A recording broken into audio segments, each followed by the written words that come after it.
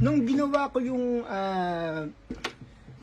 ganyan talaga ang pag-ibig nung 1997, marami ako iniisip nung kasi nang nasa Japan ako, isip ko gagawa ko ng kantang maganda. Nung panahon na yun, dami namin show. Kaya hirap na hirap ang isip ko paano ko gagawin yung kanta na yun.